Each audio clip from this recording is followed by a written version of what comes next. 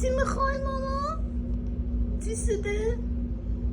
سیر نشدی تو؟ صبحونه خوردی؟ سیر نشدی؟ آره هنوز گوش نشده. چی کار کنم من؟ چی بهت بدم ماما؟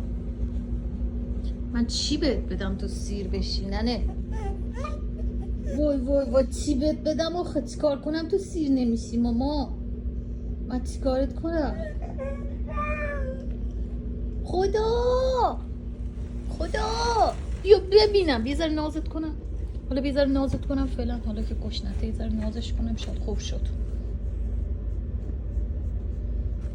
اوضاع خوب نمیشه با ناز؟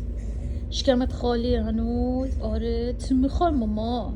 چی بهت بدم ماما؟ نصف بیسکویتم بهت دادم، غذاتم خودی. چی بهت بدم ماما؟ تو پل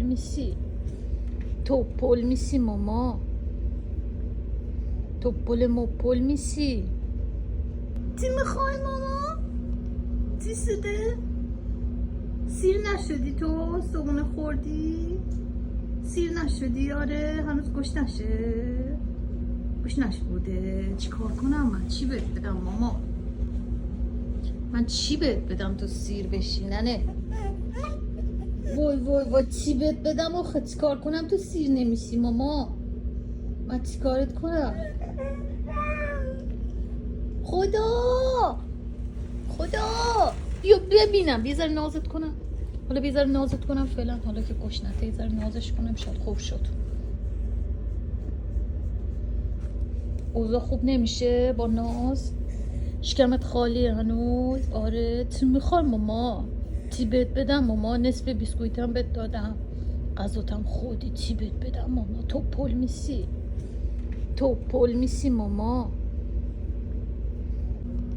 چی شده؟ سیر نشدی تو؟ صبحونه خوردی؟ سیر نشدی؟ آره هنوز گوش نشده. چی کار کنم من؟ چی بهت بدم ماما؟ من چی بهت بدم تو سیر بشی ننه؟ وای چی بهت بدم آخه؟ چی کار کنم تو سیر نمیشی ماما؟ من چی کارت کنم؟